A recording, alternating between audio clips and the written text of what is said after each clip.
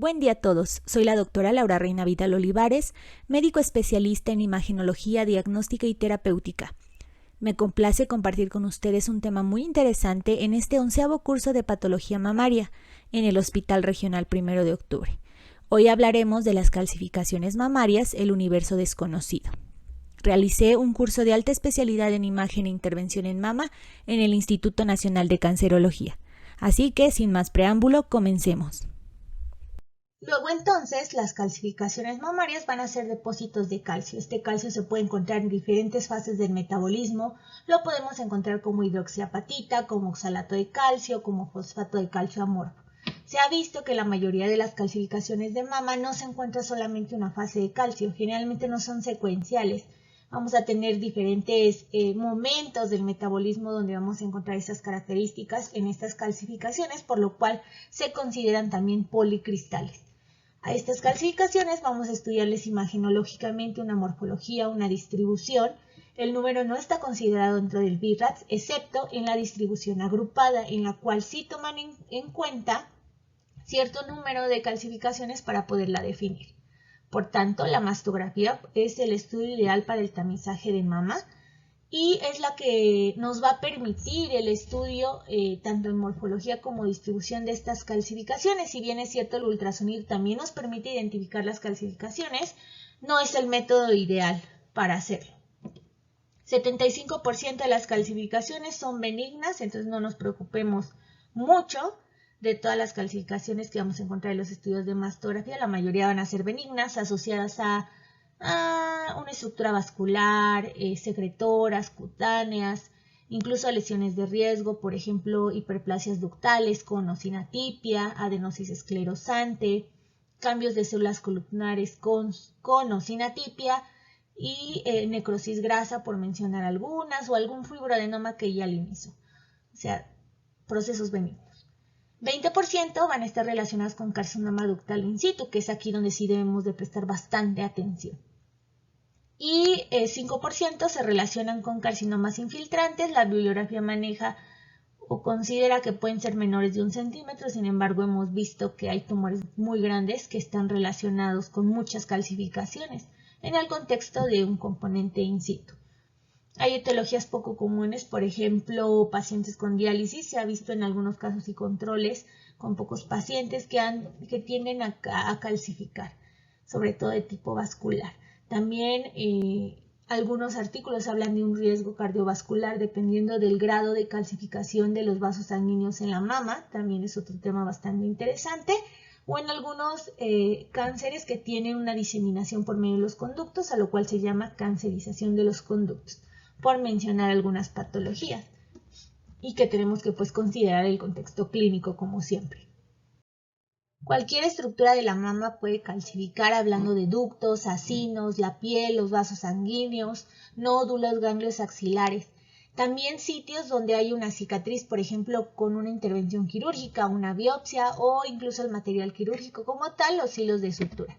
Hay múltiples mecanismos relacionados con los procesos benignos que nos van a dar calcificaciones. Uno de ellos son los procesos degenerativos. Se ha visto mayor número de calcificaciones vasculares en pacientes que son diabéticas, que son de edad avanzada, que tienen aterosclerosis y también aquellas que han tenido múltiples embarazos, ya que por sí solo el embarazo genera una alteración en el metabolismo del calcio de forma fisiológica. En este grupo de pacientes en particular se han estudiado un grupo de proteínas que se unen a la membrana muscular de los vasos sanguíneos y estas generan como mayor reclutamiento de las sales de calcio. Por otro lado, como cualquier otra célula, las células de los ductos de la mama tienen secreciones luminales, las cuales tienen diferentes contenidos o diferentes sustancias. Unas de ellas son los iones. Estos iones modificarán el pH y condicionarán que este ducto tenga mayor precipitación de sales de calcio manifestados como calcificaciones. Por otro lado, también se ha visto que la cantidad de proteínas está relacionado con la morfología. Entre menor proteínas haya, las calcificaciones tienden a ser más puntiformes, más redondas, pero cuando hay mayor cantidad de proteínas, generalmente son de tipo lamelar, es decir, en lámina. También se ha visto que el componente químico que tienen dentro estas sustancias, por ejemplo, si son más oxalato de calcio, se relacionan con calcificaciones benignas, o cuando son mayor cantidad de hidroxiapatita con calcificaciones malignas. Es como una propuesta de investigaciones que han hecho. Por otro lado, los traumatismos, sabemos que cuando hay una injuria en el tejido mamario, no solo en las células, sino también en la grasa, estos adipocitos rompen su membrana y condicionan que haya pues salida de los ácidos grasos, hemorragia, fibrosis, y eso genera un medio ideal para el depósito de calcio, en relación, por ejemplo, con las calcificaciones con necrosis grasa, por mencionar algunos mecanismos. Bueno, en esta diapositiva les quise ejemplificar qué es lo que pasa en un conducto con células neoplásicas. Vamos a ver la fisiopatología. Aquí podemos ver cómo tenemos este conducto de una mama. Vemos aquí nuestra capa de células epiteliales, las cuales son bonitas, son regulares, tienen su núcleo de una proporción considerable, y tenemos una capa de células mioepiteliales y nuestra membrana basal. Pero resulta que en este conducto tenemos unas células que son irregulares, que en su cara luminal tienen como unas angulaciones, unas espiculaciones, y aparte de eso tienen núcleos que se encuentran más grandes, otros más pequeños. Pero llama la atención que no rebasan la membrana basal, quizá en el contexto de un carcinoma ductal in situ. Una célula neoplásica como tal va a llevarse o va a desencadenar su propia muerte, nos va a llevar una necrosis celular, pero primero aplica un mecanismo de hipoxia. Y esta hipoxia lo que va a condicionar es que haya un incremento en el pH a nivel de la luz del conducto. ¿Qué pasa cuando incrementa ese pH? Se hace un desastre y los iones empiezan a precipitarse, las proteínas empiezan a salirse de los ribosomas de esta célula que se está autodestruyendo y que a su vez genera como desprendimiento de su misma membrana, de manera que hace como una red o un sistema muy complejo e ideal. ¿Para qué? Para el depósito de sales de calcio en diferentes fases. Al final, lo que les digo, esta célula va a tener necrosis, pero algunas otras van a perpetuarse y van a seguir haciendo copias como un proceso neoplásico maligno normal. Resulta que en el contexto de un carcinoma ductal in situ se ha visto que el magnesio y el zinc, minerales que se encuentran en todo el cuerpo, juegan un papel muy importante en los conductos de la mama cuando una célula es neoplásica. Resulta que estos bloquean esa eliminación de calcio normal y condicionan que entonces esto se deposite en mayor número, condicionando la formación como tal de las calcificaciones.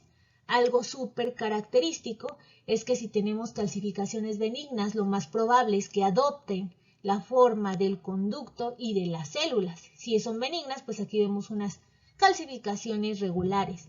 Pero cuando se trata de células que están alteradas en su morfología, nos pueden dar esta representación en cuanto a las calcificaciones.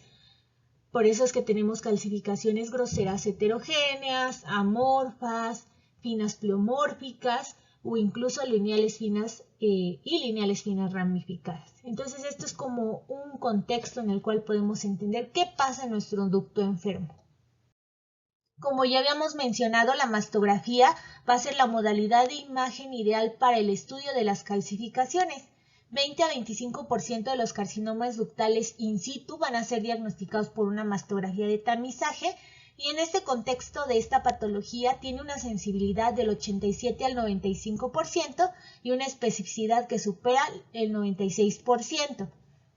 Cuando nosotros en nuestro estudio de mastografía vemos que son calcificaciones típicamente benignas, no hay nada más que hacer, asignar la categoría y dejarle un control anual.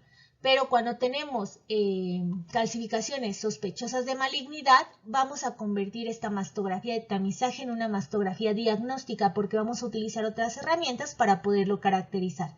La herramienta de mayor utilidad son los conos de magnificación. punto clave y atención, se tienen que adquirir en una proyección CC y lateral. ¿Por qué? Porque no nada más nos va a interesar ver la morfología, nos va a interesar saber la distribución, ya que esto sí puede cambiar la categorización de acuerdo al BIRATS y por tanto la recomendación, como veremos más adelante. Por otro lado, nos va a permitir planear el abordaje que vamos a hacer al momento de hacer una biopsia por estereotaxia, que es lo ideal para el estudio de las calcificaciones. Se ha demostrado que se diagnostica un carcinoma ductal in situ en 1.300 mastografías de tamizaje. Hasta el 23%, estas no van a ser visibles en cuanto a la densidad mamaria. Recordar que las mujeres mexicanas tienen una densidad mamaria bastante considerable comparados con otros sistemas de tamizaje. Por ejemplo, en Suecia, donde se hacen otro tipo de programas de tamizaje donde quizá la efectividad es mayor, pero por el tipo de población y mamas que tienen las mujeres de esas regiones. La tomosíntesis no aumenta la detección. Se han hecho varios artículos que hablan y la tomosíntesis como una herramienta diagnóstica tiene múltiples aplicaciones, pero en el caso de las calcificaciones no se ha demostrado como un impacto importante en cuanto a su estudio o su detección.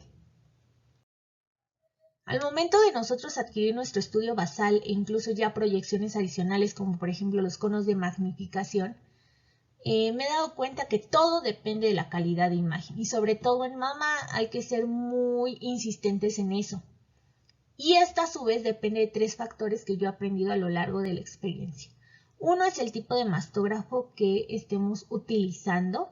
Es muy difícil encontrar calcificaciones cuando una imagen no tiene un adecuado contraste y esto en relación a que no estamos modificando o no están siendo bien cuadrados nuestros factores técnicos al momento de adquirir la mastografía, una inadecuada compresión, que haya borrosidad en la imagen por el movimiento de la paciente que genere falsos positivos o incluso desde el mismo posicionamiento ha pasado que pacientes tienen calcificaciones muy posteriores o incluso en el tejido graso retromamario y que no llegan a salir pero que ahí están y que son realmente a lo mejor un carcinoma ductal in situ que no vimos y que después en el segundo estudio ya vemos que tiene un componente invasivo, por ejemplo, ¿no? Asociado a una densidad.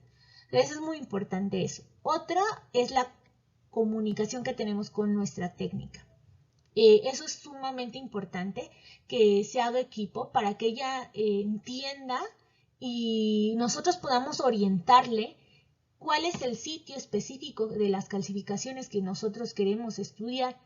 A veces suena muy bizarro el hecho de que a lo mejor en un papel nosotros le escribimos dónde están las calcificaciones, pero es nuestra obligación ir con ella y poder determinar y mostrarle en el monitor dentro del mastógrafo dónde están. Para que con esto nos evitamos muchos problemas, tiempo perdido, proyecciones adicionales que a lo mejor en el medio privado pues nos pueden condicionar mayor complicación al momento de dar el diagnóstico, ¿no? Y mayor gasto a la paciente. Aunque suene bizarro, siempre especificar y revisar, sobre todo cuando tenemos una sospecha o es un hallazgo de sospecha de malignidad. Nos comentaba una doctora del instituto que siempre hay que corroborar, no importa si 2, 3 veces, hay que corroborar qué es la mama que vamos a estudiar, el cuadrante, y para dar una localización más precisa hay muchos métodos. Uno de ellos es medir la distancia del pezón hacia las calcificaciones y esto lo establece el BIRATS. Algunos prefieren como indicar el tercio donde se encuentre el grupo o las calcificaciones de sospecha y otros miden incluso con sus dedos, obviamente ya sabiendo el tamaño de los mismos. Esto varía de acuerdo a cada quien y pues es permisible mientras sí veamos las calcificaciones en los conos de magnificación. Y por otro lado también nos ayuda bastante las referencias anatómicas y yo lo vi mucho en los procedimientos de intervención, sobre todo pues en las biopsias por estereotaxia, que a veces llegan a perderse porque no es el mismo posicionamiento o la paciente se mueve o está asustada.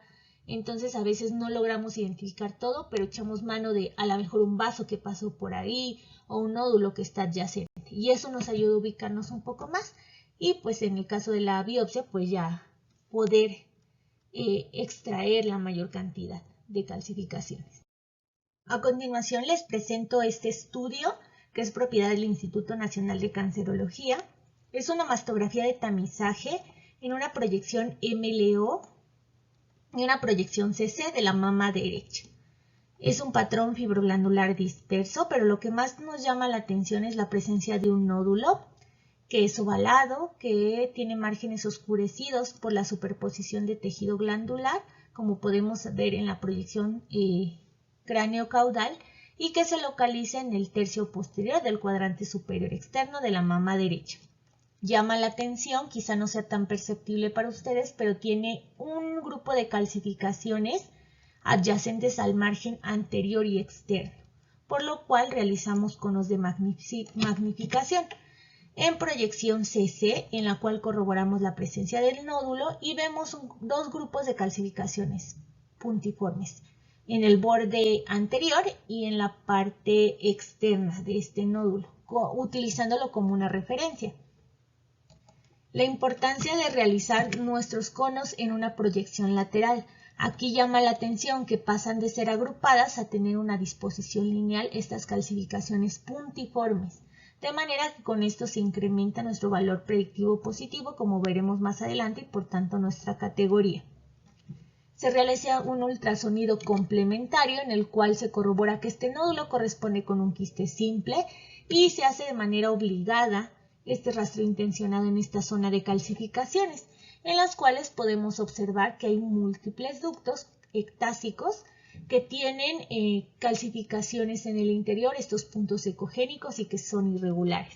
A pesar de este hallazgo, por mayor beneficio de la paciente, se le realiza una biopsia guiada por estereotaxia y en esta se arroja un resultado histopatológico de un carcinoma ductal in situ de grado intermedio. Como lo establece el BI-RADS, en cuanto a las calcificaciones, se dividen en típicamente benignas y en sospechosas de malignidad. Dentro de este grupo de típicamente benignas hay un subgrupo de calcificaciones, las cuales no nos generan ningún problema para asignar un BI-RADS 2 y que vamos a dejar a control un estudio con hallazgos benignos. Estas son las calcificaciones lineales gruesas o secretoras, las macrocalcificaciones, calcificaciones groseras, anteriormente conocidas como palomita de maíz, calcificaciones en hilos de sutura y calcificaciones anulares. Estas, si nosotros las vemos en nuestro estudio mastográfico, no nos generan duda, vamos directamente a un control anual, una categoría BI-RADS 2. Pero dentro de este grupo de típicamente benignas hay algunas que por su distribución o su morfología podrían llegarnos a generar conflicto, que son las siguientes. Bueno, las primeras son las calcificaciones redondas y el subgrupo de calcificaciones puntiformes. Las calcificaciones redondas generalmente cuando son múltiples van a ser benignas. Pueden tener diferentes diámetros y por tanto también diferentes densidades. Por regla general deben ser menores de 1 milímetro y generalmente se asocian a calcificaciones dentro de los acinos de los lobulillos. En el caso de que midan menos de 0.5 milímetros son consideradas como puntiformes. Y es en estas en las cuales tenemos que tener reservas cuando están agrupadas bajo ciertos criterios específicos y por tanto representan un hallazgo probablemente benigno. De esto vamos a hablar más adelante al momento de hablar de las categorías BI-RADS. Las siguientes calcificaciones en la lista son las de tipo vascular. Podemos ver en esta imagen que es claro que están relacionadas con un vaso sanguíneo, está muy calcificado. Sin embargo, el problema es cuando encontramos calcificaciones discontinuas, como podemos ver en esta primera y esta segunda imagen, en las cuales no está clara la relación que guardan con un trayecto vascular. En este caso podemos echar mano de proyecciones adicionales, por ejemplo conos de magnificación, que nos demuestren que realmente están en relación con los vasos sanguíneos y no interpretar como una distribución lineal algunas calcificaciones amorfas o puntiformes que nos obliguen a llevar a una biopsia innecesaria a este tipo de pacientes. Entonces hay que ser muy específicos al momento de valorar las calcificaciones vasculares. Las terceras calcificaciones en cuestión son las calcificaciones de leche cálcica. Estas corresponden a depósitos o sedimento de macro o microquistes. Estas calcificaciones están agrupadas generalmente, aunque no siempre se cumple esta condición. Tienen la característica, como podemos ver en este esquema, que en una proyección CC generalmente se ven amorfas, como si fueran polvo, y en una proyección lateral pura o en un cono de magnificación en proyección lateral se vuelven semilunares, cóncavas hacia arriba, lineales o también como en tacita de té, que son características y así se les denominaba anteriormente. Y esto es lógico, porque si estas calcificaciones están dentro de estos quistes, los cambios de posición en la mama pues van a modificar su morfología. Por otro lado, es importante que si estas calcificaciones de una morfología morfa en la proyección lateral persisten de la misma manera, eso sí es un signo, son sospechosas y necesitan ser biopsiadas. Entonces hay que tener mucho cuidado con este tipo de calcificaciones y es característico este cambio de morfología en estas dos proyecciones. En el caso de las calcificaciones cutáneas, a pesar de que tienen un aspecto patogomónico que son como ovaladas, redondas, con un centro radiolúcido, hay ocasiones en las cuales no se presentan de esta manera. Debemos recordar que estas tienden a presentarse más alrededor de la areola, en el pliegue inframamario, en la región paraesternal o en la región axilar, o adyacentes a la piel, como podemos ver en esta imagen. Sin embargo, cuando no presentan este aspecto tan característico, pueden llegarse a confundir con calcificaciones de sospecha, sobre todo porque se proyectan sobre el parénquima mamario. Nuestra herramienta ideal es que si tenemos la sospecha de que es una calcificación cutánea, realicemos una proyección tangencial, donde demostremos que está dentro del espesor de la piel. ¿Cómo vamos a poder ver en este siguiente caso? Aquí, por ejemplo, tenemos una mastografía de tamizaje en una proyección CC, MLO y una proyección tangencial, obviamente magnificadas para poder observar con mayor facilidad el hallazgo. Son unas calcificaciones puntiformes que se encuentran en el tercio medio posterior del cuadrante superior externo, marcadas con este círculo rojo. Algunos piensan que son calcificaciones de sospecha y quieren dejarlas en un BIRAT-3 o incluso mandarlos a biopsia, y algunas otras piensan que son calcificaciones cutáneas. A alguien se le ocurre realizarle una proyección tangencial y se ve que estas calcificaciones se encuentran en el espesor cutáneo. ¿Cómo pueden llegarnos a engañar que se encuentran dentro del parénquima cuando en realidad están dentro de la piel? Por otro lado, una forma de diferenciarlas de calcificaciones realmente sospechosas de malignidad es que la mayoría de estas calcificaciones no modifican en las distintas proyecciones, determinando así el signo del tatuaje. Entonces, algo a considerar y un tip clave. Las últimas en la lista, dentro de este grupo de típicamente benignas, son las calcificaciones distróficas. Estas generalmente en etapas muy tempranas y dada la irregularidad, como podemos ver en estas imágenes que tienen, pueden llegarse a confundir con calcificaciones groseras heterogéneas, que en este caso estas sí son sospechosas de malignidad.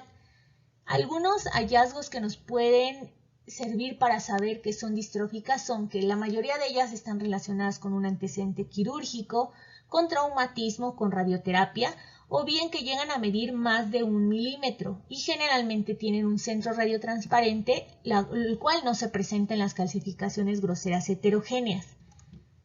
Entonces, son parámetros que nos ayudan a identificarlas. En esta diapositiva podemos ver los estudios mastográficos en retrospectiva de una paciente que fue sometida a una cirugía conservadora de la mama izquierda. En este caso, lo que llama la atención es que tiene un engrosamiento a nivel del complejo areola-pezón secundario quizá al abordaje quirúrgico, una distorsión de la arquitectura en el tercio anterior del cuadrante superior, y por otro lado, en el espacio retromamario graso, tenemos un nódulo que es redondo, que es circunscrito y que tiene una densidad grasa, que conforme ha ido pasando el tiempo ha sido de baja densidad, pero mucho depende del contraste que podemos ver, por ejemplo, en estos dos últimos estudios, en donde se ve un poco incrementada su densidad. En el interior podemos ver que tiene también asociadas calcificaciones que en el 2017 eran puntiformes, pero que en 18 y 19 incrementaron de tamaño y de densidad, volviéndose distróficas. Este hallazgo fue clasificado como un quiste oleoso que está en proceso de calcificación. La necrosis grasa, la formación de calcificaciones puede llegar a durar después de 6 meses, incluso hasta años. Y bueno, dada la estabilidad, la asociación con el quiste oleoso y el incremento de tamaño y de densidad, hablamos que son calcificaciones típicamente benignas. Entonces, el tener estudios previos generalmente nos salva de muchas sobrediagnóstico o sobrecategorización o biopsias innecesarias. Ya pasando al grupo de las calcificaciones sospechosas de malignidad, veremos que estas se caracterizan por tener un menor tamaño comparados con las típicamente benignas y que por otro lado tienen formas más irregulares. Las primeras en este grupo son las calcificaciones amorfas, las cuales son tan pequeñas, tan borrosas como podemos ver en estas dos primeras imágenes, que es difícil distinguir qué tipo de morfología tienen. Estas, cuando se encuentran de forma bilateral y de distribución difusa, generalmente tienden a la benignidad. Sin embargo, cuando se encuentran en una distribución lineal, segmentaria o agrupada, son sospechosas de malignidad. Por sí solas tienen un valor predictivo positivo de hasta el 20%, que correspondería con un BRATS 4B. Recordemos que esta categoría tiene un valor predictivo positivo que va desde más de 10% hasta menos de 50%. Algunos artículos hacen semejanza de estas calcificaciones amorfas con partículas de polvo. Entonces esto es fácil para nosotros poderlo recordar. Las segundas en la lista son las calcificaciones groseras heterogéneas, que como podemos ver en estas imágenes son un poco más evidentes, quizás sean las de mayor tamaño de todas las calcificaciones sospechosas de malignidad, son irregulares. Estas miden de 0.51 milímetros, recordemos que se pueden comparar con las distróficas, pero estas miden más de 1 milímetro. Cuando vemos que coalescen entre sí o forman grupos y se encuentran en ambas mamas, generalmente hablamos de benigidad. Sin embargo, se ha visto que están relacionadas con traumatismos, con zonas de fibrosis, incluso fibroadenomas en involución. Por otro lado, también como vimos en los casos anteriores, pueden simular que sean calcificaciones distróficas en formación en etapas tempranas de una zona de necrosis, por ejemplo. Cuando vemos un grupo único de este tipo de calcificaciones, pues la sospecha de malignidad es alta. Por sí solas tienen un valor predictivo positivo del 15%, son las que menos valor predictivo de todo el resto del grupo tienen, y también corresponden a un BRATS 4B. Recordando el valor predictivo entre más de 10% a menos de 50%. Y en el caso de la bibliografía nos habla que podemos hacer una comparación incluso con corales. Esta morfología irregular que tienen los corales podemos compararlo con la mastografía y podernos acordar de una forma mucho más sencilla. Las calcificaciones finas pleomórficas, a comparación de las calcificaciones amorfas, vemos que tienen un tamaño un poco mayor que estas y tienen formas más reconocibles. Podemos ver aquí dos imágenes donde vemos este grupo de calcificaciones. En este caso pues está asociado a una densidad, seguramente un componente invasor, y vemos aquí un clip. Puede ser una respuesta incluso a tratamiento. Este tipo de calcificaciones se diferencian de las calcificaciones lineales finas o lineales finas ramificadas porque no van a tener ninguna partícula, ninguna calcificación lineal. Miden menos de 0.5 milímetros, son irregulares y tienen un valor predictivo positivo hasta el momento más alto que las dos anteriores, que corresponde también a un BRATS 4B. Lo comparan como si fueran piedra molida porque tiene todas estas formas irregulares, entonces nos podemos acordar también de ello. Por último, las calcificaciones lineales finas o lineales finas ramificadas van a ser delgadas, van a ser lineales, como su nombre lo dice, y son irregulares. Estas generalmente nos hablan en el contexto de la afectación de un conducto, incluso de sus ramificaciones, y también que pueden afectar varias partes de la mama, como podemos ver aquí. También tienen un tamaño pequeño, menor de 0.5 milímetros, y de todas las calcificaciones, estas son las que tienen un valor predictivo positivo muy alto. Por sí solas van a ser un BRATS 4C. recordando que esta categoría va con un valor predictivo mayor del 50% y menor del 95%. La bibliografía las compara con distintas letras X, Y, Z porque adquieren esta morfología del conducto al ramificarse. Otro parámetro para poder evaluar las calcificaciones es la distribución. La primera es la distribución difusa, en la cual todas las calcificaciones se encuentran dispersas alrededor de todos los cuadrantes de la mama. Como podemos ver en esta imagen, múltiples calcificaciones cutáneas o en esta imagen, múltiples calcificaciones secretoras relacionadas con ectasia ductal. Cuando las calcificaciones puntiformes o amorfas se encuentran distribuidas de esta manera y son bilaterales, nos orientan a la benignidad. Bueno, respecto a la distribución regional, el BIRAT nos establece que son numerosas calcificaciones, como podemos ver en estas dos imágenes, que ocupan una porción importante del tejido mamario. En este caso, deben de cumplir con la característica de ser más de 2 centímetros de diámetro mayor y que no tengan una disposición ductal. Dado que pueden ocupar un cuadrante o más de un cuadrante, hay menos probabilidad de que se asocien a malignidad. Sin embargo, siempre hay que ponderar también la morfología de las calcificaciones para nosotros determinar un valor predictivo positivo. Hay varios cánceres que tienen afectación ductal extensa y que nos pueden llegar a representar esta distribución. Dentro de esta distribución agrupada, el BIRAT se establece que son calcificaciones escasas que ocupan una porción pequeña de la mama. Generalmente pueden ser 5 calcificaciones en 1 centímetro o más de 5 calcificaciones en 2 centímetros. A esto me refería en la primera diapositiva en cuanto les decía que es el único parámetro en el cual se toma el número de las calcificaciones.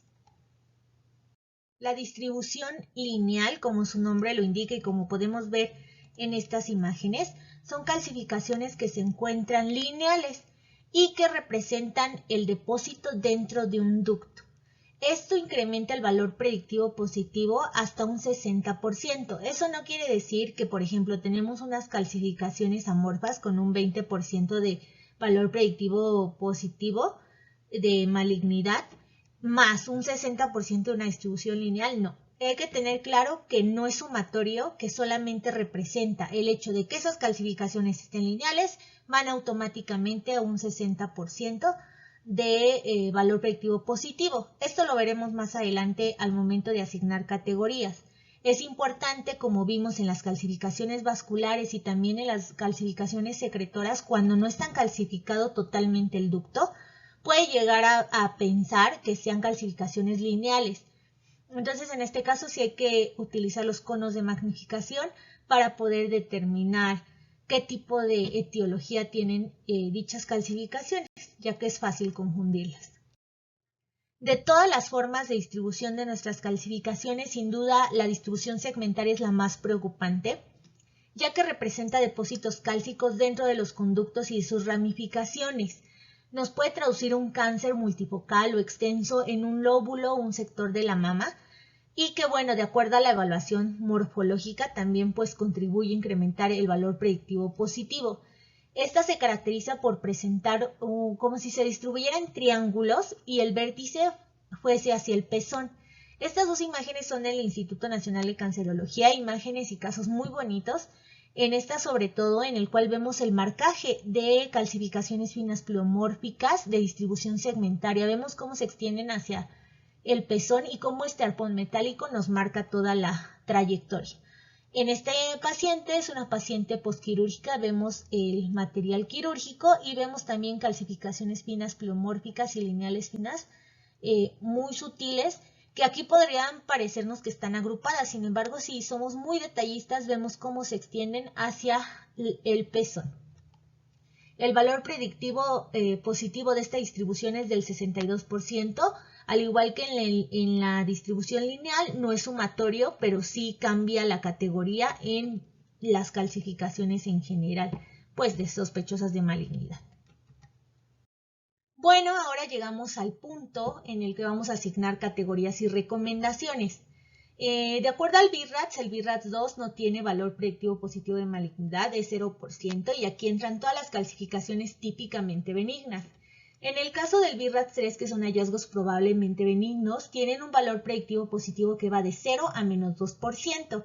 El hallazgo dentro de este grupo van a ser las calcificaciones puntiformes que se agrupen y sean aisladas, y que en el contexto de que una paciente llegue con nosotros, una mastografía de tamizaje, vemos un grupo aislado de calcificaciones puntiformes, pero no tenemos ningún otro estudio para hacer el análisis comparativo, vamos a continuar con un seguimiento.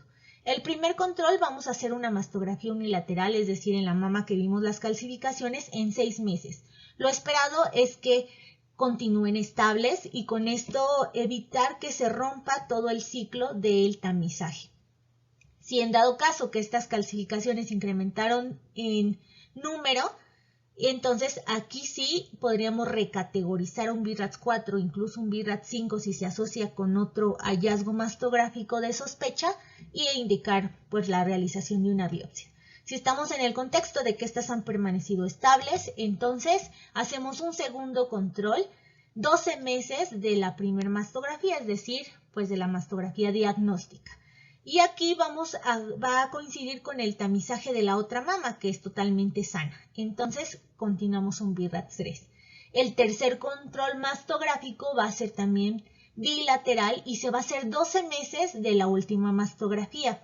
Si en este caso este grupo de calcificaciones ha permanecido estable estos 2 años, se puede recategorizar a un BIRATS-2. Sin embargo, el BIRATS también recomienda que puede ser hasta 3 años el seguimiento sin ningún problema. Ya depende pues del médico radiólogo que esté interpretando, si es que quiere seguir valorando esta estabilidad.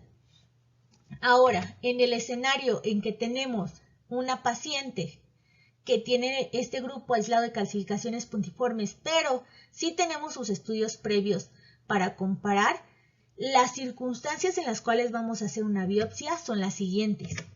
Que este grupo sea nuevo, es decir, que en la anterior mastografía no aparece, pero en esta sí, se biopsían. Que estas calcificaciones hayan incrementado en número, o sea, un grupo en formación, también justifica la biopsia. Que esté adyacente a un tumor maligno ya diagnosticado, justifica biopsia, o que estas calcificaciones estén lineales o segmentarias, también justifica biopsia. Y obviamente la recategorización a partir de un BIRATS-3, ¿no? En el BIRATS-4A no vamos a encontrar nada específico respecto a las calcificaciones, pero en el BIRATS-4B sí. Este tiene un valor predictivo positivo de más del 10% a menos del 50% y representa hallazgos con moderada sospecha de malignidad. Aquí entran las calcificaciones amorfas agrupadas, groseras heterogéneas agrupadas y finas pleomórficas agrupadas, dado el valor predictivo positivo que tienen, de 20, de 15 y de 29%. Sin embargo, como ya habíamos visto, cuando estas calcificaciones modifican su distribución y se vuelven lineales o segmentarias, automáticamente el valor predictivo positivo se va de 60 a 62%, convirtiéndolas en una categoría BIRATS-4C, que como sabemos tiene un valor predictivo positivo más del 50%, pero menos del 95%, y son hallazgos con alta sospecha de malignidad. Entonces aquí van a encontrar estas calcificaciones amorfas, groseras heterogéneas o finas, pleomórficas, lineales o segmentarias. Y dentro de esta categoría van a entrar las calcificaciones lineales finas o lineales finas ramificadas agrupadas, que ya sabemos que tiene un valor predictivo positivo del 70%. Y por último, el BIRATS-5. El BIRATS establece en este apartado que tiene el BIRATS tiene un apartado que se llama orientaciones. Ahí encontramos muchos de los huecos que a veces nosotros tenemos como radiólogos de no saber qué hacer con ciertos diagnósticos o ciertos hallazgos que vemos, ya sea por resonancia, por ultrasonido o por la mastografía. Y también en el apartado de las preguntas frecuentes hay varias cosas que nos pueden sacar de duda. Respecto al BIRATS-5 nos dice que no hay un hallazgo como tal, pero que también puede ser la suma de varios hallazgos que incrementen la sospecha de malignidad. Esta tiene un valor predictivo mayor del 95% y aquí es altamente sugestivo de malignidad. Ya no es sospecha, es sugestivo de malignidad. Aquí entran las calcificaciones lineales finas ramificadas o lineales finas con distribución lineal o distribución segmentaria, dado la sospecha de malignidad que tenemos. Y pues ya el BIRATS 4C es cuando ya hay una confirmación histopatológica de un cáncer. Por ejemplo, en respuestas a tratamiento, en tumores que en sí ya se diagnosticaron, pero que no se han operado. Eso respecto a las categorías BIRATS. Bueno, ya tenemos esta categoría BIRATS 4 que necesita una biopsia o BIRATS 5. ¿Qué es lo que vamos a hacer con nuestras calcificaciones? Hay dos alternativas. La más frecuente es la biopsia por estereotaxia. Dado que las calcificaciones se pueden triangular, localizar, caracterizar por la mastografía, el método más indicado para hacer el diagnóstico es la estereotaxia. En este caso, generalmente se utilizan agujas con un calibre de 10 a 11 gauge. Nos dan muestras voluminosas que nos permiten obtener mayor número de calcificaciones y por tanto nos disminuyen los falsos negativos ya en el resultado histopatológico. Otra forma u otra alternativa más bien es la biopsia excisional previo marcaje, que en esta el radiólogo con intervención en mama realiza un marcaje de esas calcificaciones para después la paciente pasa a quirófano para hacerle la biopsia excisional. Hay especificaciones acerca de cuándo no se puede llevar un grupo de calcificaciones a una biopsia por estereotaxia. Generalmente cuando tenemos un grosor mamario una mama muy delgada en la cual llega a pasar que la aguja llega a tocar o contactar con el receptor de la imagen y pues entonces ahí una mama muy delgada no es apta para poder hacer una biopsia por estereotaxia, a pesar de a veces colocar como unas almohadillas abajo para incrementar el grosor. Es una de las contraindicaciones. Otra es que estén muy superficiales a la piel. En este caso tampoco es ideal que se haga una biopsia por estereotaxia por la profundidad que tiene o que involucra este procedimiento. En este se trazan 3 coordenadas, una X, una Y y una Z, en la cual nos habla de profundidad. Y la otra contraindicación sería que fuesen calcificaciones que están muy posteriores. Ha pasado que se logran biopsiar, pero a veces con un poco número o ni siquiera se obtiene muestra. Entonces no tiene sentido hacer procedimientos que no tengan o garanticen un beneficio a la paciente. Ahí es colaborar con el cirujano oncólogo para saber realmente cómo puede hacerse el abordaje. Ya previo el marcaje ellos ya pueden localizar y tomar diferentes referencias. En el caso de que sea una lesión palpable, que las calcificaciones estén relacionadas con una lesión palpable, pues ahí a lo mejor sí se puede realizar una biopsia con aguja gruesa, guiada a lo mejor por ultrasonido, y ya se utilizan agujas mucho más pequeñas, de 14, 16 a 18 gauge, siempre y cuando, bueno, en este contexto ya es un tema de un carcinoma ductal invasivo, que es como una forma de presentación, aunque hay un poco porcentaje de carcinoma ductal in situ que puede presentarse así como un nódulo, pero no es lo más frecuente. Y bueno, otra alternativa es que, como vimos en un caso, se haga un rastreo intencionado por ecografía y también o se coloque un marcador metálico y se busque en el ultrasonido. ¿Por qué hacemos esto? Realmente realizar un procedimiento de biopsia por estereotaxia es muy caro, tanto en el sector público como en el privado. O sea, son costos muy altos que muchos pacientes no tienen la oportunidad de realizarse. Y en el sector público, pues los tiempos de programación de las biopsias por estereotaxia son muy prolongados. Generalmente, cuando nosotros hacemos una biopsia por estereotaxia, siempre dejamos un clip de referencia, porque puede ser que nos llevemos todas las calcificaciones y después no sepamos dónde estuvieron y al momento de operar, si es que hay una decisión interdisciplinaria de operar a la paciente, no sepamos ni siquiera dónde estaban, porque ya no las llevamos. El hecho de comprar un clip es caro, la aguja es cara y no todos los centros tienen los equipos de estereotaxia. Entonces, como una medida para facilitarle a la paciente el acceso a una biopsia, se busca intencionadamente por el ultrasonido. Puede ser que ese carcinoma ductal in situ ya tenga, como les digo, un componente invasor y que podamos ver un nódulo, por ejemplo, asociado con esas calcificaciones. En ese caso, sí podemos ofrecerle eso a la paciente y disminuir disminuir los intervalos de espera. Algo súper importante es que después de obtener estas muestras, tanto por biopsia por estereotaxia, como previo marcaje o incluso por ultrasonido, siempre se haga un control mastográfico para nosotros corroborar que hemos biopsiado calcificaciones. Bueno, aquí en relación con la biopsia con aguja gruesa puede tener hasta un 4% de falsos negativos. Y se ha visto que a pesar de que nosotros vayamos a buscar esas calcificaciones al ultrasonido, hay una subestimación del diagnóstico hasta un 10 o un 15% aproximadamente.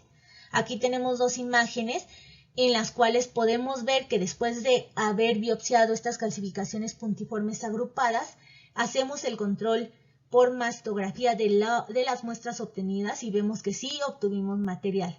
En estas calcificaciones también puntiformes y algunas finas pleomórficas, también hacemos el control mastográfico y vemos que estas calcificaciones se encuentran en nuestras muestras obtenidas.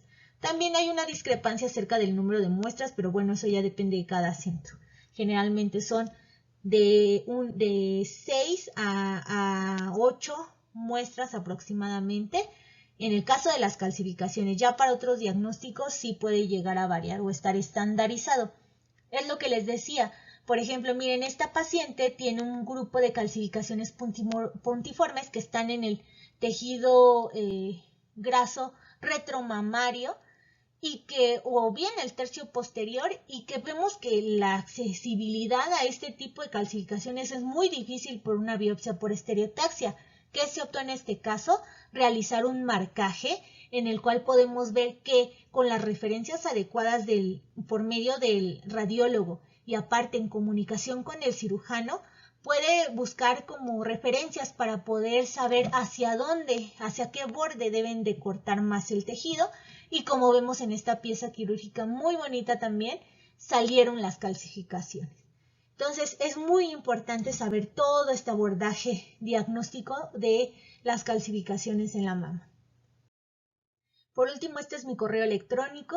Aquí pueden externarme cualquier duda o si no, pasamos directamente a la fase de preguntas por parte de ustedes. Les agradezco su atención y espero que esto les sirva en su práctica diaria.